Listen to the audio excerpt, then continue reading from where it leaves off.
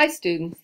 I get a lot of questions about Noodletools, so I thought I'd make a little screencast just to show you, to answer some of your questions. The first thing that you must know is that you must create your account while you are in the school building. Noodletools confirms that you are a student at our school by validating the IP address. Once you have an account and make a username and password, you can use it from home with no problem.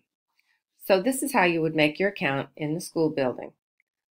Go to noodletools.com, then click on Login in the upper right-hand corner.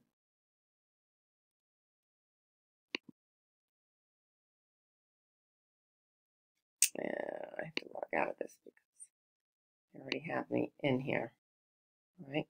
Okay. So this is the screen you get. If you have an account, this is how you sign in right here. But for those of you who don't have an account yet, you go over here to register.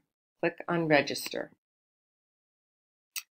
Then you move to this right-hand side of the screen and answer the questions. I am a student or a library patron, and you click on that. Expected year of graduation, 2020, let's say. Then you would put in the username. I like to tell students to put in the username that they use to get into their computer every day, and the password as well. This way, it's only one thing you have to remember, and it's a unique identifier. So if we say,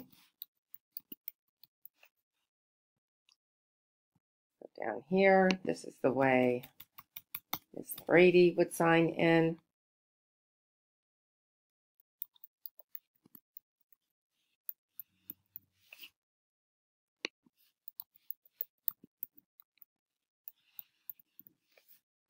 Then you give us your initials and the last 4 digits of your phone number.